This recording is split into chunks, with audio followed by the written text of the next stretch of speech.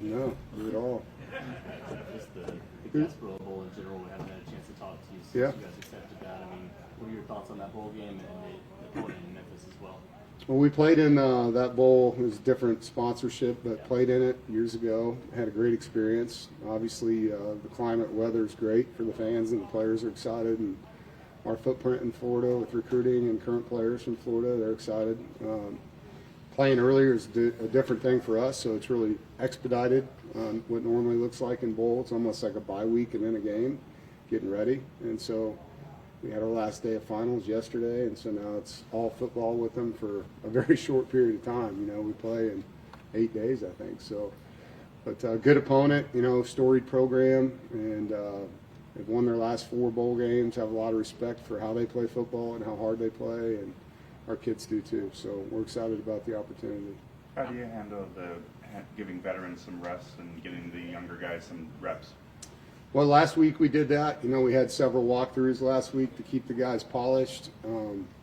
Got them in the weight room, gave them time off, didn't hit it all last week. And then this week with finals going on, had a couple days of lifting. And then yesterday and today and tomorrow, you know, we're after it. And because of our depth, there's just not a lot of normal practice time. If the bowl game was on the 30th or something, you'd have more developmental practices, you know. So the way we're built right now with the injuries we've had, the young guys are playing the way they've played this year. And but the scout teams have done a great job. They gave us a great look out there, and that's how they're getting evaluated right now. How advantageous is it playing in an early bowl with, you know, the 1 quarter window coming up that you kind of have time to prepare for that, right? Yeah, you know, I think there is some advantage to that probably. At the same time, our guys were gone sooner, you know, and so I like being around them this time of year with all the stuff going on in college football and, you know, the different forces pulling on them at every turn, it seems like. So not being with them, you know, makes me nervous, to be honest.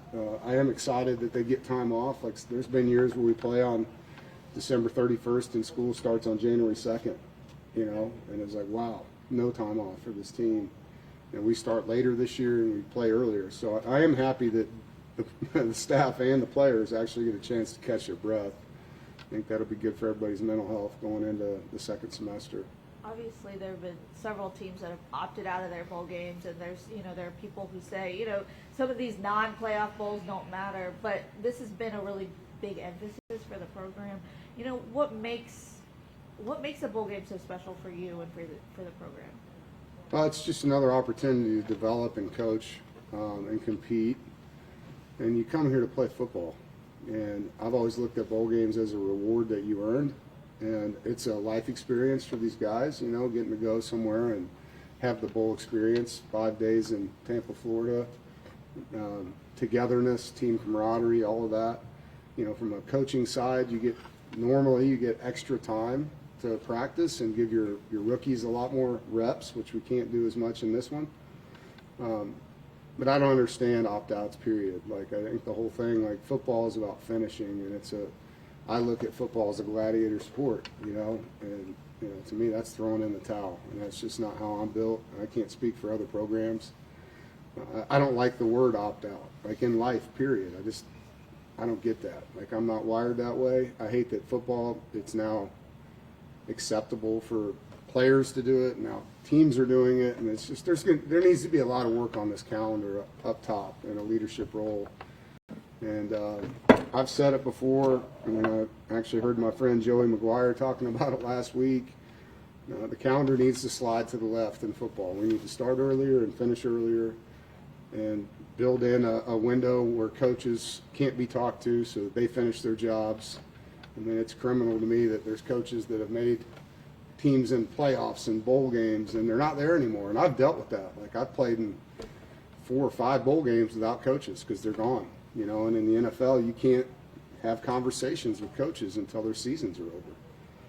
Finish. Like, that's what this is all about. But when the calendar's not made for a guy to be able to finish, that's the way it is. And I think we can build a calendar that makes this a finisher sport. And that takes leadership. And we need the people up top to look at this thing because it's broken bad. When you look at the conclusion of seasons, like, how can a game not be meaningful? Every game matters to me, you know. And I want to win every game we play, and I want our kids to feel that way and our coaches to feel that way. And none of us should have other people trying to make us not finish the job we were paid to do. Dave, you just talked about coaches changing jobs, especially we saw with playoff teams, even interim coaching staffs. I'm curious, from a game preparation, how much changes in a situation when you're looking at the film, but the coach is gone? Do they stick to what they know, or there's going to be wrinkles with the interim part? Yeah, I mean, there's going to be wrinkles. You have to expect that, but you have to also expect that they can't change their systems completely. Like, their DNA is going to be their DNA. Will he throw the ball more or run the ball more? Because he's not the guy that called it during the season. We'll have to find out on game day, but you're not going to see a team completely change their systems, especially in a fast bowl game like this one. But there are some unknowns, and having gone through it in multiple bowl games myself, it's hard. You got GAs coaching positions and analysts coaching positions, and those guys weren't coaching those positions all season, all off season, and so it'd be pretty difficult to put in too much other than a handful of new plays, maybe, or a new blitz on defense, and it'd be challenging to change it all the way up. So you kind of bank on it being about 80% what it was, and adjusting to what's new. Do you see any different or any comparisons to quarterbacks you face with the Memphis quarterback with his dual threat ability? Yeah, I mean, we've played a lot of athletes this year, and he's very similar to the ones we've played. Whether it was the last two, I think pretty similar. I don't know if we've played a stationary quarterback all season. This guy runs the ball a lot, QB draws and zone read, avoid keeps and things, and he's their leading rusher. If you take his sack yardage out, he's 860 yards rushing. So he's an impressive runner, 9 touchdown runs, and so we got to account for him. In every scheme that we run, we got to have somebody that's assigned to that guy in the run game and understand the scramble part of it too. And it always comes back to the same conversation, is leveraging the ball and having disciplined rush lanes. What's your stance on players that might be looking to enter the transfer portal and whether or not they'll play in this bowl game? And how much does that change given the fact that it is a December 19th game and the portal doesn't actually open until January 2nd? Yeah, I mean, I've always felt like if a guy's in the portal, he's not all in on helping you win. And so, I've been fortunate enough to have a team that agrees with me on that, and guys understand my frame of mind. And every year, I guess, things change, and you probably have to take a 1 year at a time approach in football now with everything. But, going into a game with a guy that's not all in is hard. And so you try not to put your mind there with guys, and they understand. I mean, they understand how I'm built. I think that's why they came here. They want to play for a guy who believes in those kind of things. So, but it's the reality of football right now. We've played several teams. I think when we played K-State a few years ago, between the two teams, there was 47 guys that didn't play. And that was when the portal was in December, So now that it's after the bowl, I do think that helps with some of these teams. This gentleman to my left right here is his last game. I know. You speak to what he's meant to the Tony, university. my good friend. Feel free for no comment.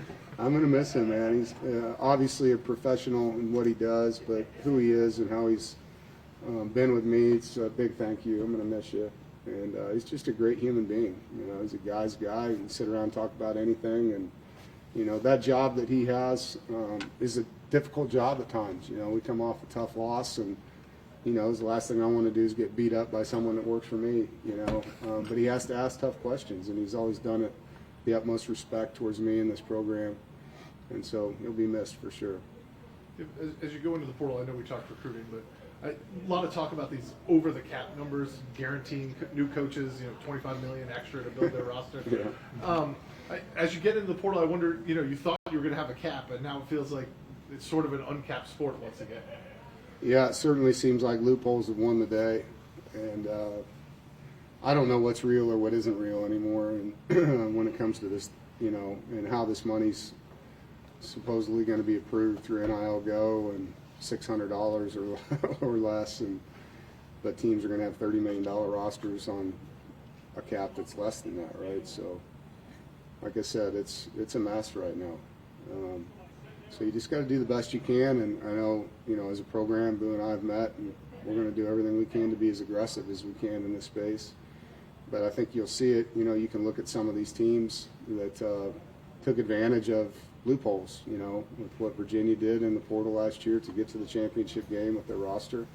Texas Tech's probably the greatest example of all of them with what they've been able to do, and they're not hiding it at all, right? Like, you know how much money their D-line's making? Someone said it was $7 million. Like, okay, well, no wonder their D-line's so damn good, right? Like, so, you know, people are, it's like life, right? You get what you pay for sometimes, most of the time. And so that's what people are doing to rebuild. And, you know, some of the schools have more than others. I don't understand how we can say there's a cap, though, if there's not. How important is it for your team to end on a high note here as you Oh, continue yeah. to go forward? It helps in the off season. Like, you know, we won 3 out of the last 4 and would love to finish 4 out of 5. It gives you a little momentum. And, you know, for a coach and a player, when you lose a game, you don't get rid of that feeling until you play the next game. And that's a long ways from now in Brazil, right? So none of us want that. You know, we all want to finish on a good note, win 4 out of the last 5 games, which, you know, I think would be a hell of a season for these guys with all we've dealt with injury-wise.